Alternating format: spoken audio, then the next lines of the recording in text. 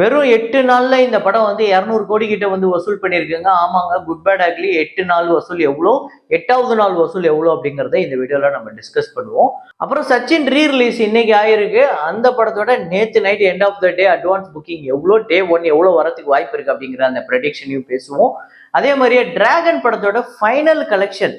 So dragon இந்த வருஷத்தோட ஒரு பிக்கெஸ்ட் பிளாக் பஸ்டர். அந்த படத்தோட பட்ஜெட் என்ன, டோட்டல் வசூல் என்ன, மற்ற ஸ்டேட்ஸ்ல எப்படி பெர்ஃபார்ம் பண்ணிருக்கு, ஓவர்சீஸ்ல எப்படி பெர்ஃபார்ம் பண்ணிருக்கு, எல்லாத்தையுமே இந்த வீடியோல ரொம்ப தெளிவா பார்த்துருவோம். எந்த அளவுக்கு லாபத்தை கொடுத்துருக்கு அப்படிங்கறத பார்ப்போம். அதே மாதிரியே இன்னும் சில படங்கள் பசுக்கா, மரண மாஸ், ஆலப்புழா ஜிம்கானா, L2 எம்புரான், ஜாட் தொடர்ந்து நல்ல வசூல் எடுத்துட்டு இருக்கு. இந்த எல்லா படங்களோட கலெக்ஷனையும் ரொம்ப தெளிவா பார்க்க போறோம். ரொம்ப நாளா நம்ம சேனல்ல கேட்கப்பட்டு இருந்த ஒரு படம் லார்ட் ஆஃப் த ரிங்ஸ், அந்த 3 பார்ட் ட்ரையாலஜி, அந்த 3 பார்ட்டோட கலெக்ஷனையும் பார்த்துருவோம். ஸோ வாங்க வீடியோக்குள்ள போகலாம். அதுக்கு முன்னாடி ப்ளூ தக்காளி யூடியூப் சேனலை சப்ஸ்கிரைப் பண்ணாமல் பார்த்துட்டு இருக்கீங்க அப்படின்னா பண்ணிக்கோங்க. அதே மாதிரியே லைக் அப்படிங்கிறதையும் ப்ரெஸ் பண்ணிக்கோங்க. வாங்க வீடியோக்குள்ள போகலாம்.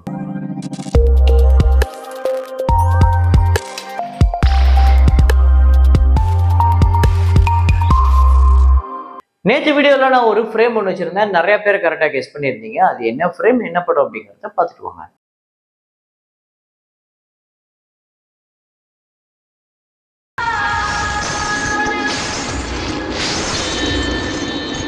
ஆமாங்க, படையப்பா தான். அதுல படையப்பா நீலாம்பரி ஒரு சீன், அந்த கொலுசை கையில வச்சிருக்க மாதிரி ஒரு ஃப்ரேம் இருக்கும், அதை தான் வச்சிருந்தோம். அதை கரெக்டா கெஸ் பண்ண முதல் 5 பேர் ஹரிஹரன் PS, முகமது ஆதில், சிவராம் பிரபு, நூர் மாஸ்கி 100 பேஸ், அப்புறம் டோப் எடிட்ஸ் அப்படிங்கிற இந்த 5 பேர் தான் முதல்ல கரெக்டா கெஸ் பண்ணியிருக்காங்க. இன்னைக்கு ஒரு ஃப்ரேம் ஒன்று வச்சிருக்கேன். அது என்ன ஃப்ரேம், என்ன படம் அப்படிங்கறத கெஸ் பண்ணுங்க, கமெண்ட்ல போடுங்க.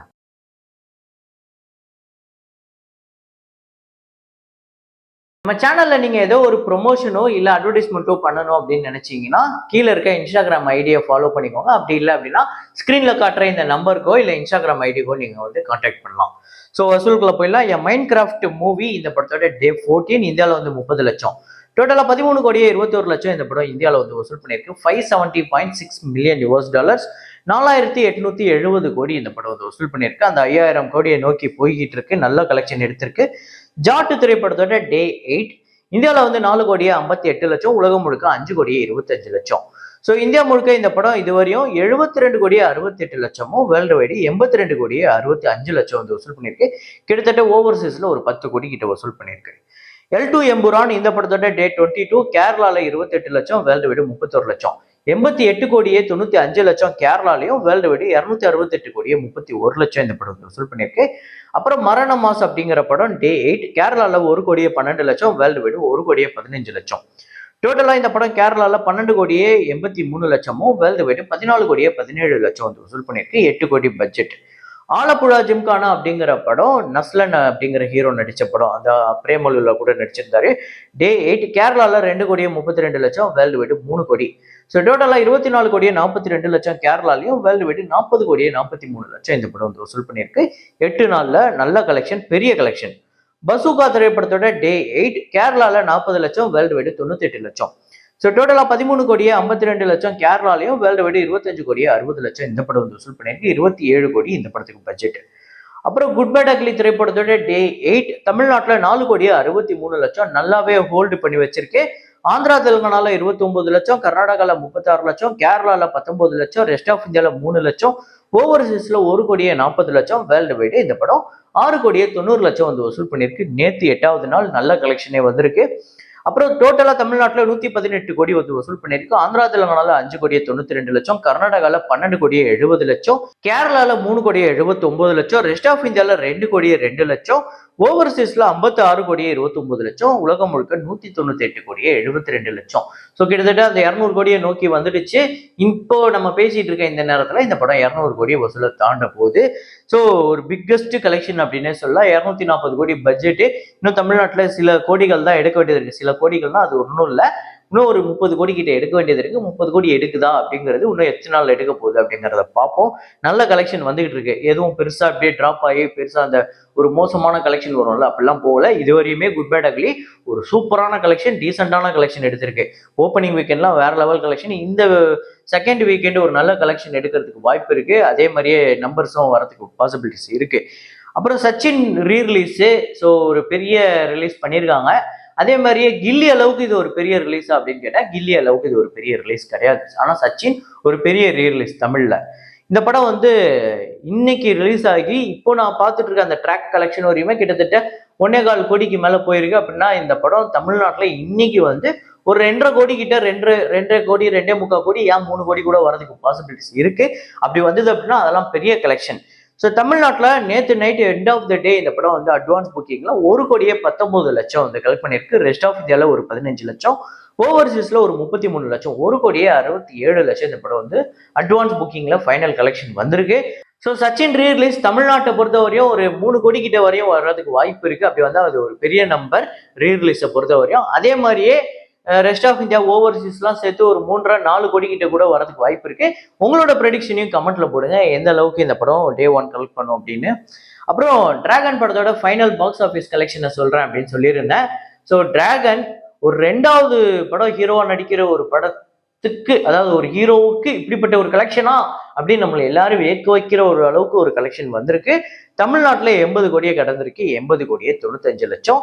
ஆந்திரா தெலுங்கானால 21 கோடியே 65 லட்சம், கர்நாடகாவில் 11 கோடியே 24 லட்சம், கேரளால 3 கோடியே 87 லட்சம், ரெஸ்ட் ஆஃப் இந்தியாவில் 1 கோடியே 50 லட்சம், ஓவர்சீஸ்ல 33 கோடியே 62 லட்சம், வேர்ல்டு வைடு 152 கோடியே 83 லட்சம் வந்து வசூல் பண்ணியிருக்கு.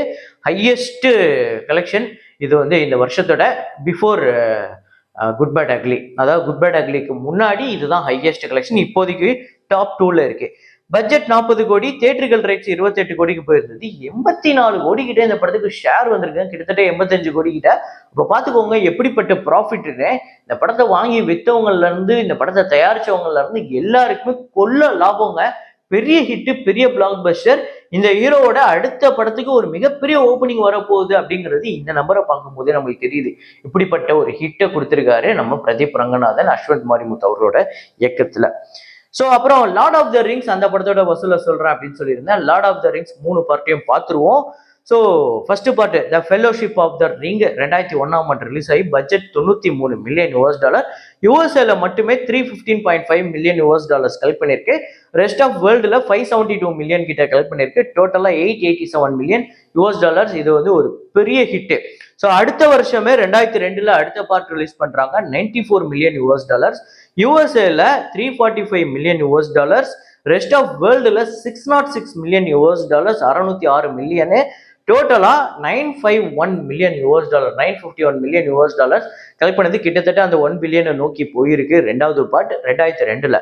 2003ல the return of the king அப்படிங்கிற 3வது பார்ட் $94 மில்லியன். யூஎஸ்ஏல $377 மில்லியன். ரெஸ்ட் ஆஃப் வேர்ல்டுல $763 மில்லியன். 1.14 பில்லியன் வந்து கலெக்ட் பண்ணிருக்கு.